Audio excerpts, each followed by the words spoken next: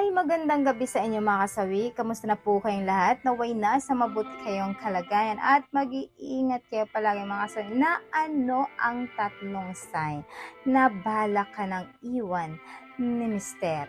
Pakinggan nyo to mga misis, baka isa ka sa nakaka-experience ng ganito sa asawa mo or nararamdaman mo na ang gusto ka na niyang iwan mga kasawi. So tatalakayin natin. Ang una natin mga kasawi ay hindi na umuuwi. So syempre si Mister nung dati, sobrang mahal na mahal ka pa niya. Yung tipo na nananabik pa siya sa'yo, yung tipo na nai-excited siya tuwing uwi siya dahil naandyan ka pa. Pero kapag hindi ka na niya mahal, so ang nangyayari ay unti-unti na ito na hindi umuuwi sa inyo or madalang na lang na umuwi or uuwian ka. Kasi syempre, mas priority niya na yung iba kumpara sa'yo. Kaya kung mapapansin nyo, yung asawa nyo ay marami itong alibay na kayo siya busy sa trabaho, maraming ginagawa, palaging OT, kailangan na mag-outing, kailangan ng ganito, ganyan.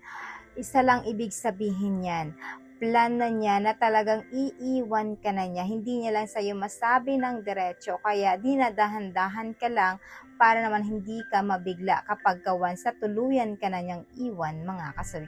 Ayan lang po yung ating una na sign. Ang pangalawa mga kasawi is wala nang paramdam. Kapag ang isang lalaki sa inyo sa maghapon, lagi niyong tatandaan, hindi ito nagte-text, hindi ito tumatawag, hindi ito nagko-call, hindi ito nagme-message. So, ibig sabihin nun, ba na yung trato niya sa'yo? Yung tipo na lang ba na sabihin na lang niya sana sa'yo na, pwede na ba kitang iwan? Maghiwalay na ba tayo? So, hindi niya lang masabi-sabi sa'yo. So, sa kilos na lang niya pinapakita na gusto ka na niyang iwan. Kaya halos maghapon ito, never ka niyang kinamusta. Wala siyang pakialam kung ano ang ginagawa mo. Wala siyang pakialam kung sino-sino yung mga nakakasama mo. Wala siyang pakialam kahit paano ang gawin mo sa buhay mo. Basta para sa kanya ay hindi siya magpaparamdam sa'yo para naman masabi mo sa sarili mo na bakit ba siya nagkakaganyan nang maramdaman mo yung hagupit niya kung bakit nga ba siya ganito na nanlalamig na siya sa iyo mga kasawi. Ayan lang po yung ating pangalawa na sign. Ang pangatlo mga kasawi is unti-unti na nawawala ang mga damit niya. Siyempre mga kalalakihan, kapag kauwi ito na wala ka, ang ginagawa nito ay unti-unti na niyang kinukuha yung mga damit niya sa aparador mo, tapos sasabihin niya ipapalaundry lang niya hanggang magulat ka na lang talaga na wala nang laman yung inyong aparador dahil nakuha na niya lahat ng mga damit niya.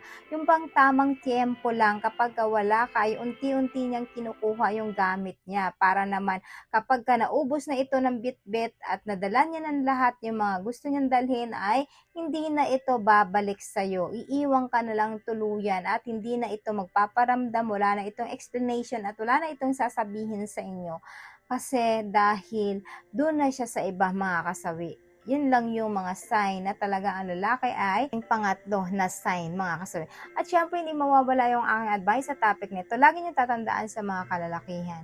Kapag kayo ay nagsasawa na sa inyong mga asawa, sa inyong mga jowa, dapat ay sabihin nyo na sa kanila ng diretso.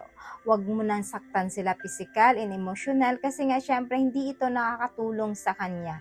Syempre nasaktan na nga sila sa mental, sa physical nasaktan na rin siya, 'di ba? Tapos malaman niya pa na iiwan mo siya dahil pinagpalit mo siya sa iba, double kill yung mangyayari sa kanya. Sobrang sakit ito sa pakiramdam bilang babae na iniiwan ka ng taong pinakamamahal at inalay mo ang buong mundo mo para sa kanya.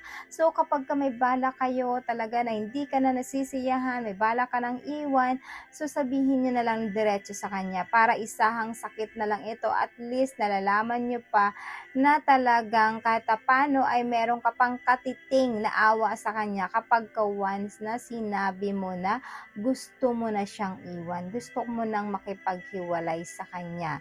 Kahit paanong rason mo, sabihin mo to sa kanya para katapano ay masakit man ito, mas madaling tanggapin kaysa yung nang iwan ka ng isang tao na walang explanation. Mas masakit yun kasi araw-araw iniisip nila kung ano ba yung pagkukulang nila, kung saan ka pumunta, sino ang kasama mo. Napakasakit ito sa isang babae kapag ganito yung ginawa nyo sa kanya.